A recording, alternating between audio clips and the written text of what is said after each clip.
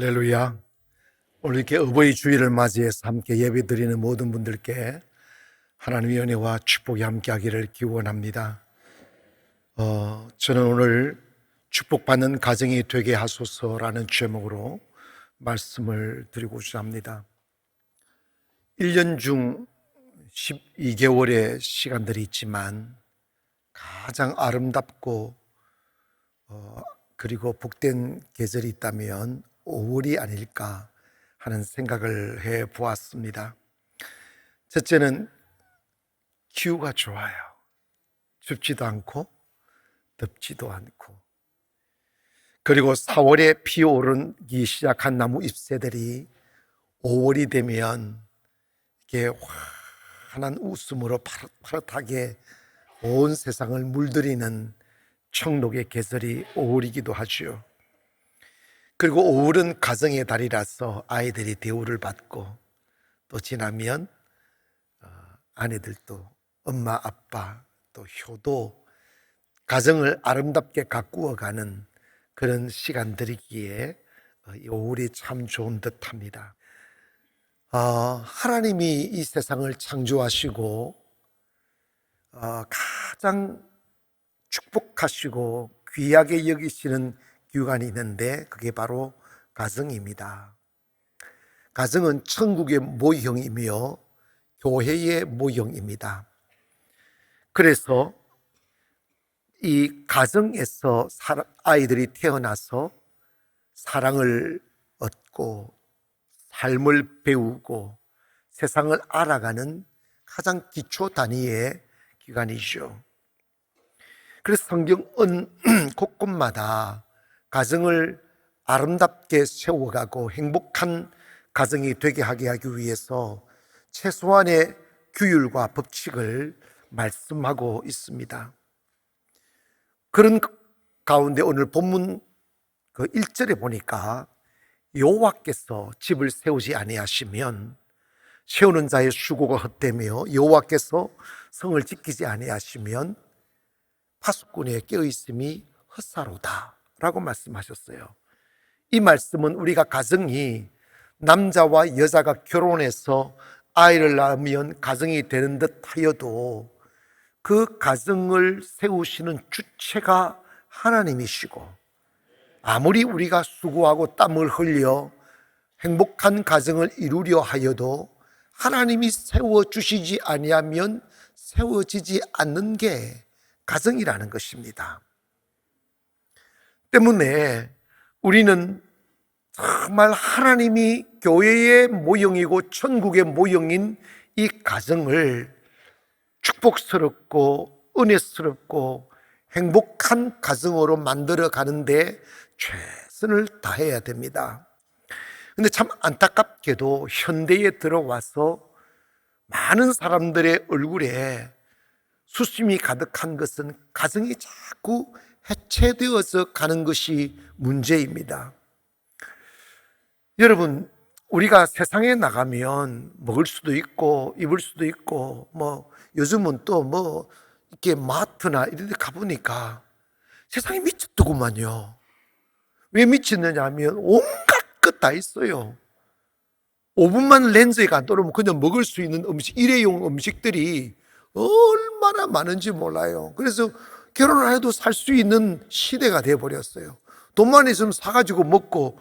여러분, 그러나 기회가 사람은 떡으로 사는 게 아니에요. 아멘. 사랑은 밥만 먹고 사는 게 아니라니까. 사람은 사랑도 필요하고 친구도 필요하고 동반자도 필요한 거죠.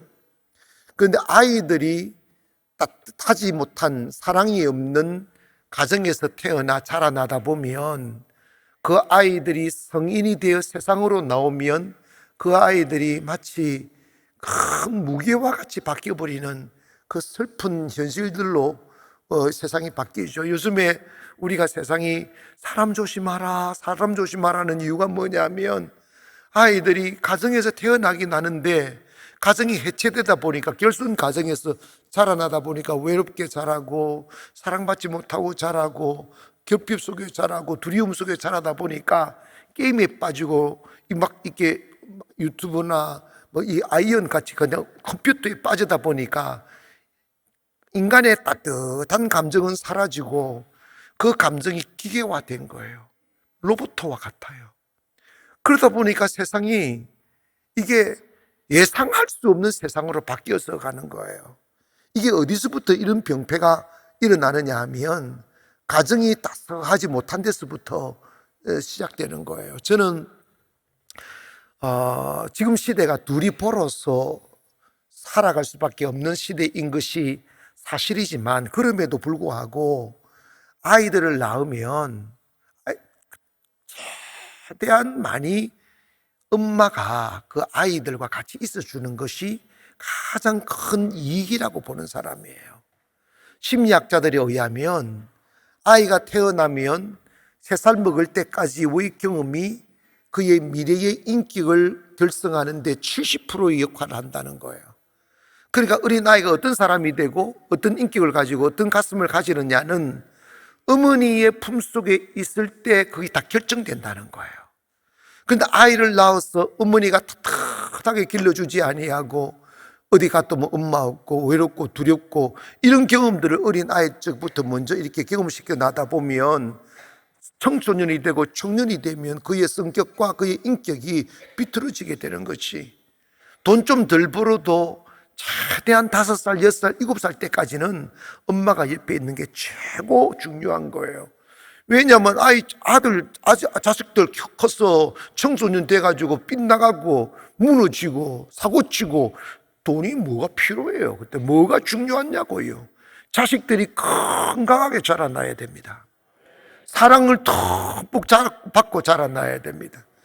그리고 충분한 관심과 따뜻한 마음을 경험을 하고 자라나야 그가 어른이 되어 따뜻한 마음을 가지고 배려도 있고 그리고 용서도 있고 그리고 이해도 있고 이런 거지. 어릴 적에 사랑을 충분히 먹지 못하고 자란 아이들은 그 인격이 장애가 생기는 거지. 그래서 세상이 그런 아이들로 막 모이게 되면 날카로워지고 사고당하고 사고치고 이게 도대체 세상이 점점 살얼음판으로 바뀌어서 가는 거죠. 그래서 저는 여러분의 자녀들을 믿음 안에서 잘 자라내고 그 다음에 이렇게 따뜻한 사랑을 주고, 저는 이렇게 목회를 해보니까 우리 교회에 젊은 부부가 많이 계신데 아이들 정말 제가 보면요 너무 따뜻해요. 왜냐면 아이들을 너무 잘 보살펴요. 지나치게 너무 보살펴요. 그리고 아내들도 옛날에 우리 어머님 자라고, 여러분 진짜 할 말 많아. 그런데 말이 안 나오네요. 근데 정말 예수 믿고 믿음 안에서 가정을 이렇게 끌어가면 얼마나 행복하겠어요. 그리고 저희 교회는 매일 예배를 드리다 보니까 엄마 아빠 따라서 아이들이 교회를 나오는데 그 아이들이 얼마나 건강하게 자라나는지 모르겠어요. 그 아이들이 아마도 큰 인물이 되리라고 생각합니다. 그 가정에 이렇게 자식들이 잘 돼야 돼요. 자식들이. 오늘 본문 3절에 보니까 보라, 자식들은 여호와의 기업이요 태의 열매는 그의 상급이로다. 젊은 자의 자식은 장사의 수중의 화살 같으니 그것이 그의 화살통에 가득한 자는 복되도다. 그들이 성문에서 그들의 원수와 담판할 때에 수치를 당하지 아니하리로다. 그랬어요. 이게 뭐냐, 자식 잘 돼야 그 명예라는 거예요. 자식 잘 돼야 그 가문의 힘이라는 거예요. 자식 잘 돼야 그 아빠 아버지의 자랑이라는 거예요.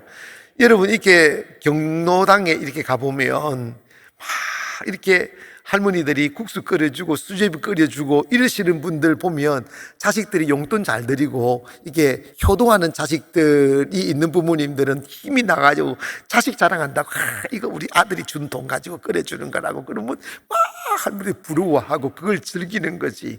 근데 싱크 뒤에 숨어서 꼭 쭈그러뜨게 앉아가지고 고개 떨구는 할머니들 보면요 자식들이 부려하는 자식들이야. 여러분 한 달에 10만 원씩이라도 부모님께 드리기를 바랍니다. 너무 액수가 작은가 봐요. 한 달에 100만 원 할까? 자꾸 이거 보내드리고 관심 써드리고 이렇게 해야 돼요.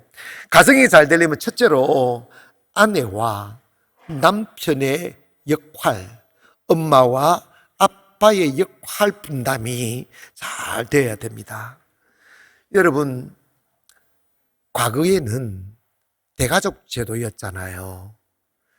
그러다 보니까 참 이렇게 사회성을 기르는 데는 참 많은 도움이 되었음에도 불구하고 가부장 제도의 그 깊은 틀 속에서 유교 문화, 불교 문화, 이것이 우리 한국 사회를 뒤덮고 있었는데 지방마다 좀 다르긴 하여도 제가 살아온 그 경상도 지방에는 정말 여자들이 불행했어요. 내가 다 봐서 알아요. 근데 그때 비하면 우리 집 사람은 천국이에요. 그러니까 제가 조금 이렇게 기상기 구른데 돼도 이해를 하십시오. 우리 아버님에 비해서 나는 천사라는 사실만을 여러분, 이 연사 외칠 수 있어요. 예전에 여러분 다 시집 오면 여자들은 사람이 아니었어요. 그냥 아기 낳는 기계고 노동하는 노동자예요. 모든 그들의 일 다 해야만 하는 그런 존재가 여자의 존재였어요. 인권이 어디 있어요? 밥이라도 제대로 먹습니까? 시아버지, 시어머니 눈치 보고 가냈던 시절이라 다 어른들 다 밥 퍼주고 좋은 반찬 다 갖다 받쳐드려 놓으면 나중에 먹을 것이 없으니까 부엌에 가서 바쁘고 남은 누룽지에 물 부어서 이렇게 끌고 가서 먹다가 시어머니한테 걸리면 그것도 많이 먹는다고 눈치 보고 구박당하고 이렇게 살았다니까. 그리고 시집을 보내면 무슨 그런 문화가 있는데 기멍어리 3년 또 벙어리 3년, 이거 뭐라고 입 닥치고 살아라 이 말이야. 아무것도 보지 말라는 거예요. 시어머니, 시아버지, 남편 그 어떤 허물도 보지 말라, 억울해도 말하지 말라는 거예요. 애만 낳으라는 거예요. 여자분들 진짜 고생 많이 했어요. 그리고 진짜 우리나라는 누가 그렇게 그런 문화를 만들었는지, 이런 말이 있다? 이런 귀를 닫고 들으세요. 명태와 여자는 3일에 한 번씩 패야 된대. 아니, 내가 그랬지. 그 소리를 많이, 아니, 결혼하기 전에 그 교육을 받고 교회를 한다니까. 그러니까 시도 때도 여자를 매맞아요. 이게 나랍니까? 이 세상입니까? 그러니까 가정이 얼음판이 되는 거예요. 막 아버지가 대왕이에요. 막 감질려도 구박하고 두드려 패도 누가 말하는 사람이 없었다고요. 그래서 여러분, 그러다가 그 슬픈 삶, 그 고통스러운 삶, 그 외로운 삶, 치욕의 삶을 견뎌낼 수밖에 없는 게 출가 외인. 이 소리 들어봤죠? 이게 뭐냐면 시집살이가 너무 힘겹고 외롭고 어려워서 친정집에 가면 친정집에서 또 그 왕관 아버지가 문을 딱 걸어잡고 막 욕을 하면서 출가 외인이야 이런다고. 그리고 집에 받아들이지 않아요. 그러니까 친정 어머니는 막 부엌에서 울고만 있고 아버지의 그 호령에 무서워가지고 다른 집에도 못 들어오고 들끓여서 펑펑펑펑펑 울다가 지옥 같은 시집에 가서 산이 얼마나 그래가지고 할머니가 되는 거지. 또 할머니가 되니까 또 며느리한테 또 출가 외인되잖아. 그래가지고 막 바가지 긁고 그런 문화 속에 우리 대한민국이 살았어요. 여자는 사람이 아니었다니까. 그런데 그렇게 가부장 제도에 찌들어지고 6.25 불교 문화에 찌들어진 그곳에 기독교가 딱 들어온 거지. 기독교가 딱 들어와서 성경적 관점으로 가르치기 시작하는 거야. 대우받지 못하고 학대당하고 먹지 못하고 애나 낳고 노동하고 온갖 허들이 일 다 하고 노예처럼 살아가는 아내를 향하여, 그리고 남편을 향하여 에베소서 5장 25절에 천청정력 같은 소리가 떨어지는 거예요. 남자들한테 뭐라 하는지 아세요? 남편들아 이러는 거예요. 아내를 구박하지 말고 아내를 사랑하기를 그리스도께서 교회를 사랑하시고 그 교회를 위하여 자신을 주심같이 하라. 이게 여러분, 이게 얼마나 위대한 문화의 변화를 가져온지 아십니까? 여러분, 그리스도 예수께서 교회를 어떻게 사랑하셨어요? 교회가, 이것도 교회지만 여러분 한 분 한 분이 주님 앞에 교회예요. 여러분의 죄를 도말하시기 위해 주님이 죽어주셨습니다. 사랑으로 다 덮어주셨습니다. 허물을 덮어주시고 티나지 않게, 드러나지 않게 우리의 생각의 죄, 행동의 죄, 우리의 삶의 어둠들을 다 씻어주시고 덮어주시기 위하여 예수님이 죽어주셨다는 거예요. 사랑의 이름으로. 근데 여러분, 남자에게 사람 취급 못 받고 아기는 낳고 노동하고 짐승처럼 살아가고 대우받지 못하고 어디 하나 몸둘 바 없는 그 외로운 여인들을 주님이 어떻게 보아서 남편들아 정신 차리라 구박하지 말라는 거예요. 남편들에게 아내를 사랑하라고 가르치기 시작하는 거예요. 그래서 허물을 덮어주고 약함을 덮어주고 보호해주고 사랑하라는 거예요. 근데 여러분, 이 말씀은 지금 시대에 여러분에게 할 이유가 없어요. 제가 요즘 보니까요, 여자가 사랑의 이름으로 남자를 소잡듯이 잡더라고요. 야, 너 뭐 이랬고 말이야. 남자를 노예처럼 부리더라고. 사랑의 이름으로 남자를 그냥 확꽉 눌리더구만. 그런데 여러분 봐봐요, 요즘은 여자가 대우받는 시대야. 이게 다 기독교가 들어온 이유임을, 그 혜택임을 믿기를 바랍니다. 여러분이 지금 그 교회가 안 들었으면 어디 여자가 이렇게 가운 입고 앉아있어. 성가대가 어디 있어. 집에서 부엌이나 애는 낳지. 그런 거 없다니까. 다 하나님께서 우리 대한민국을 축복하시고 기독교 들어와서 여러분의 이 남녀 평등을 외치게 하시고 다 역할 분담이다 그런 거야. 그런데 여러분 봐봐요, 요즘은 남자들이요, 아내를 사랑하기를, 주께서 교회를 사랑하지 하라 이거 안 해도 생존하기 위해 할 수밖에 없어. 요즘은요, 여자가 교회 가자 안 나갔다는 쫓겨난다니까. 나이 50만 먹으면요, 너 당신 어디 가? 이랬다고 쫓아낸다잖아. 어? 60 넘으면 이사 갈 때 남편은 잠을 못 잔대. 두고 갈까 봐. 밥 차려달라고 했다가 쫓겨나가고. 70이 되니까 여러분 봐봐요, 남편이 아침에 자다가 눈 떴다고 쫓았는데 시대가 바뀌었다니까. 근데 여러분 있잖아, 다 좋아요. 남자가 그늘이 돼야 되고 다 하지만 이 시대에 진짜 주님이 주신 위대한 말씀이 있어요. 그게 뭔지 아십니까? 5장 22절을 읽어봅니다. 시작. 아내들이여 자기 남편에게 복종하기를 주께 하도다. 계속 읽어봐. 계속. 이는 남편이 아내의 머리 됨이 그리스도께서 교회의 머리 됨과 같음이니 그가 바로 몸에 읽지도 않잖아. 이 요망한 여인들이 읽기도 싫죠. 뭐라 말하냐면, 아내들아 네 남편을 쥐잡듯이 잡지 마라. 남편이 주님이 교회의 머리 됨 같이 남편이 네 머리니라. 이렇게 주의 말씀인데 아멘이 없어요. 동의하십니까? 남자들이 지금 여기 가슴이 벌렁벌렁 하고 있어. 목사님 더 하시라고. 목사님 그 말씀 계속 하시라고. 근데 미친이 떨어졌어요. 이 말씀은 뭐냐면 역할 분담을 바로 하라는 거예요. 권위주의로 남자가 야, 난 머리니까 내 말 들어 이게 아니라, 자녀들이 사회성을 기르고 건강한 인격을 기르기 위해서는 어머니로부터 한없는 따뜻하고 무조건적인 깊은 사랑을 경험시키라는 거예요. 그런데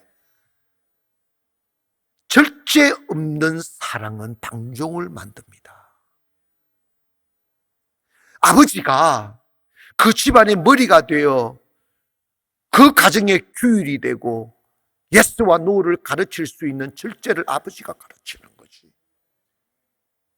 그래서 가정에는 어머님의 제한 없는 사랑이 파도쳐야 되기도 하지만 아버지의 그럼한 질서를 잡아주는 중심제비가 있어. 그 양면을 경험하고 살아야 아이들이 세상에 나가 건강한 인격체가 되어서 세상을 이길 수가 있다는 거예요.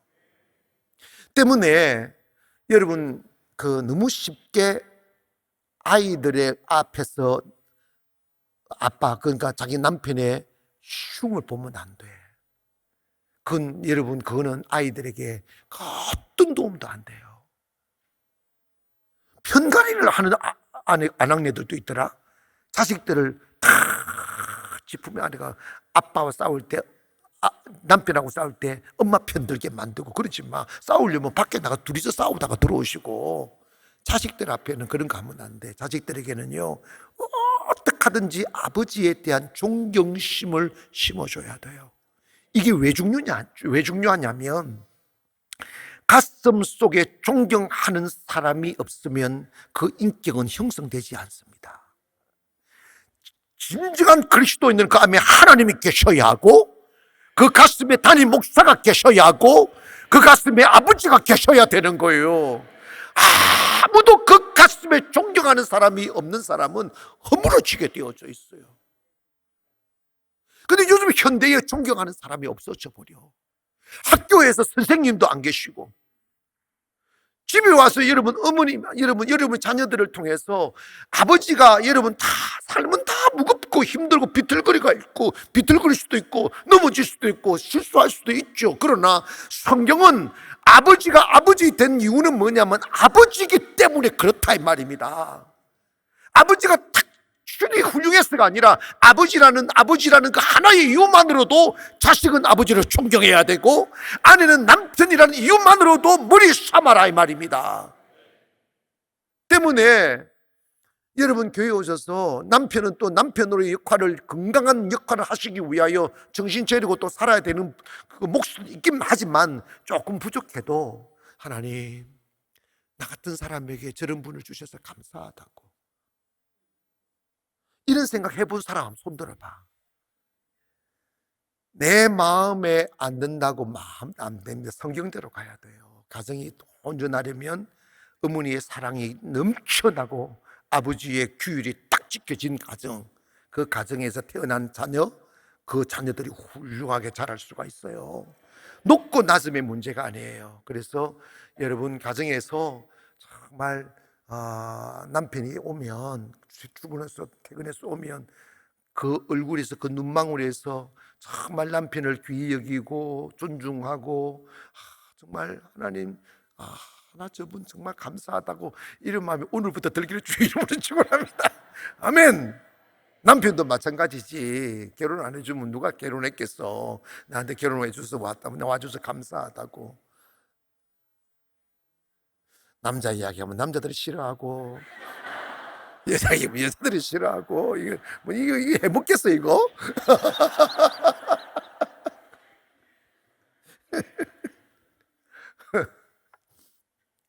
근데 하려고 노력합시다. 나도 이제 생각을 바꾸려고. 두 번째로, 가정을 믿음 위에 세워야 돼요.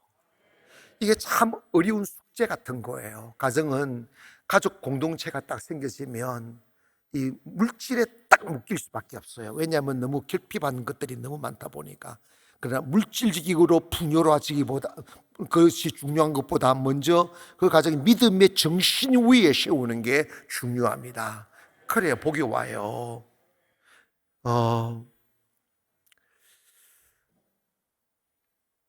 성경에 보면, 그리고 역사를 보면, 훌륭한 아버지 밑에서 훌륭한 자식이 나오는 확률은 거의 없어요. 그래서 남자를 좀 자유로워도 돼. 열심히 사업하고 해서 아내한테 다 통장 맡겨놓으면 아들 잘 알 거예요. 그냥 그 일만 하면 되고, 위대한 어머니 밑에서 위대한 자식이 나오더라고. 그래서 아버지 날 낳으시고 어머니 날 기르시고, 이게 맞는 말 같아. 그냥 아버지는 딱 존재로만 있어도 괜찮아.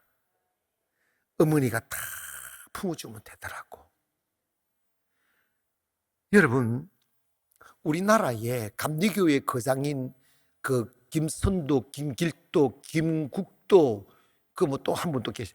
이분, 우리나라의 감리교회 거장들이에요. 근데 이분이, 어머니 한 분이 남편을 일찍 여의고 혼자 막 길에서 장사하고 온갖 고생 다 하면서 믿음으로 내 아들을 키우는데, 그 아들이 어마어마한 소망교회, 무슨 금난교회, 무슨 이 대한민국의 감리교 최고의 교회들을 세웠던 분들이에요. 이 어머니가 가난했어도 믿음으로 자식을 키운 거야. 하나님 중심으로 키워놓은 거예요. 그랬더니 그 아들들이 커서 거장들이 되잖아. 디모데 후서를 보면 바울이 디모데를 그렇게 칭찬해요. 디모데야, 너 어떻게 그렇게 아름다운 믿음을 가지고 있지? 너의 믿음이 정말 거짓이 없는 참 믿음이 너 안에 있는 것을 내가 본다. 근데 그 믿음이 어디서 났을까? 내가 기도하고 찾아보니까 너희 외조모 로이스와 내 어머니 유니게 안에 있던 그 믿음이 너에게도 있는 걸 내가 본다, 이런 말합니다. 여러분, 어머니의 믿음이 아들한테 전수돼요. 어머님의 믿음이 딸한테 전수된다고. 여러분, 이 자식들을 믿음 위에 세우는 것보다 더 큰, 돈 안 줘도 괜찮아요. 솔직히 좋은 학교 안 나와도 괜찮아요. 세상 나가면 학교가 그를 출세시키는 실력과 내면과 성품과 인격과 영성이 그 미래를 만들지, 이제는 학벌 시대가 아니라 능력 시대로 바뀌어 버렸잖아요. 아멘 합시다. 근데 그 믿음은 누가 가르쳐야 되느냐면 어머님이 가르쳐야 돼요. 여러분, 사무엘, 그는 이스라엘이 망했을 때 나라를 살린 선지자예요. 근데 그 사무엘이 어떻게 사무엘이 됐느냐? 한나의 기도잖아. 어머니의 기도. 위대한 어머니의 믿음의 어머니. 미국의 일대 대통령이 조지 워싱턴인데, 이 조지 워싱턴은 배 타고 세계를 일주하는 꿈이고, 시간만 있으면 태평양 대서양 큰 돛담배 이렇게 타고 막 항해를 하는 걸 즐겼다고 하는데, 하루는 어머님이 곰곰이 생각하니까 자기 만족을 위해서 여행만 즐기고 있는 이 아들이 저렇게 살면 어떻게 주일하고 어떻게 나라 위에 봉사할 수 있을까, 이 생각하다가 어머님이 통곡하며 기도한다는 했다는 거예요. 한번 내 아들 워싱턴이 저렇게 자기 만족 위해서 여행만 즐기지 말게 하시고 기도하고 영성 키우고 나라 위에 봉사할 수 있게 해달라고 기도하는 기도 소리를 듣고 있다가 어머님이 여행을 떠나려고 하는데, 어머니 불렀다는 거예요. 아들 워싱턴아, 너 언제까지 이렇게 살래? 너 인생 너만을 위해 살면 안 된다고. 그렇게 그 충고를 받고 그 여행을 취소하고 하나님께 기도하고 엎드리고 공부하고 하다가 미국의 일대 대통령이 되는 거예요. 어머니 정말 중요합니다. 사랑하는 여러분, 어머님들, 아버님들, 아이들 요즘은요 지나칠 정도로 너무 편한 세상 주고 잘 먹이고 잘 입히고 그러는데, 그것만이 충분한 게 아니에요. 그것만이 다가 아니에요. 아이들에게 정의를 가르쳐야 되고, 믿음을 가르쳐야 되고, 세상을 이길 수 있는 용기를 가르쳐야 되고, 무엇보다도 거친 파도 같은 세상 앞에 나갈 때 주저함 없이 두려움 없이 나갈 수 있는 용기를 심어주기를 원합니다. 그래서 위대한 어머니의 기도는 하나님 내 아들에게 양탄자 깔린 길을 열어달라고 기도하기보다는 거친 들녘 같은 길 위에서도 너희 이길 수 있는 힘을 달라고 기도해야 돼요. 내 아들이 세상을 이길 수 있는 능력을 달라고 기도해야 돼요. 그래야 세상을 이기는 거예요. 세상은 어디나 거칠고 험난한 곳이 세상이에요. 항상 자녀들이 가짠 가정 속에만 있을 수가 없어요. 가야만 한다고요. 때문에 자식들을 믿음 위에 세우는 게 그렇게 중요합니다. 그 과정에서 뭘 가르쳐야 되냐면 효도를 가르쳐야 돼요. 뭘 가르쳐야 된다? 여러분, 사랑하다 보면 사랑의 본성이 주는 거예요. 시골에 가면요 할머니들이 정말 이렇게 허리가 아프시잖아. 허리를 못 펴요. 엉덩이를 흙에다가 찔찔찔 끌고 다니면서 고구마 심고 깨 심고 마늘 심고, 그거 하지 하지 말라 해요. 하지 말라 하는데 왜 하는 줄 아십니까? 자식들 내려오면 자식들 차 트렁크에 실어주려고. 얼마나 힘겨운 노동을. 여러분 그 돈 주고 하면 못해요. 그러나 어머니들은요, 자식은 나이 먹어도 자식이 되구만. 그거 자식들 오면 그거라도 차에 실어주시려고 힘겨운 노동을 해가며 고구마 키우고 고추 키우고 마늘 기르고 계속 주는 게 어머니의 사랑이에요. 근데 여러분, 자식들이 예전에는 뭐 어느 정도 막 자식들을 막 다 분가하고 이랬는데 요즘은요, 캥거루족이 그렇게 많이 늘어난다는 거예요. 부모 안 떠난대요. 결혼을 했어 하면 그 정상인데 결혼도 안 하고 그냥 부모한테 얹혀 산대요. 그거 안 됩니다. 그거 부모가 영원히 사는 거 아니잖아요. 부모 없으면 그럼 어떻게 살려고 그래? 자식들을 복받게 만들어야 돼요. 자식들을 잘되게 만들어야 돼요. 자식들 스스로 세상을 이겨나가고 자기의 세계를 만들어 갈 수 있게 만들어야 돼요. 이해가시면 아멘. 주저앉게 만들면 안 된답니다. 안 된다는 거죠. 가정의 따뜻한 품에만 있으면 세상에 못 나가요. 언젠가는 나가야 되잖아요. 요즘 젊은이들이요, 은둔 청소년들이 20만 명이 더 된대요. 세상에 나가긴 해야 되는데 나이가 먹었는데 세상에 못 나간다는 거예요. 두려웠어. 힘들었어. 나가보니까 엄마와 다른 거지. 나가보니까 가정이 집에 있는 거 다른 거지. 오냐 하지 않거든. 경쟁해야 되고 싸워야 되고 이겨야 되는데 그 저항력을 전혀 기르지 못한 거지. 이건 실패한 거예요. 어릴 적에는 한없는 사랑을 주시기를 바랍니다. 그러나 나이를 먹고 이제 말귀를 알아듣기 시작하면 심부름도 시키고 집안일도 같이 시키고, 아멘 합시다. 힘든 일을 해봐야 돼요. 자식들 효도 가르쳐야 돼요. 역사인데 성경에 보면 출애굽기 20장 12절에 보면 내 부모를 공경하라. 그리하면 내 하나님 여호와가 내게 준 땅에서 내 생명이 길리라고 했고, 부모를 공경하여 복을 받는다고 했어요. 아멘. 자식들 주기만 하고 받기만 하면 안 돼요. 여러분, 좀 성인이 되고 돈을 벌면 조금씩이라도 부모님도 섬기고, 아멘, 책임질 줄 알아야 된다니까. 왜냐하면 우리 형제들 보니까, 우리 주변의 사람들 보니까 부모 성경대로더라고. 부모님을 우습게 알고 경히 여기는 자식들은 다 실패했어요. 복을 못 받아요. 그저 여러분 자식들 성인 되고 가정이 해도 막 부모님한테 깽판 부리가지고 돈 빼앗아가지고 사방 것 중에 사업이 일어난 사업 한 사람도 없어요.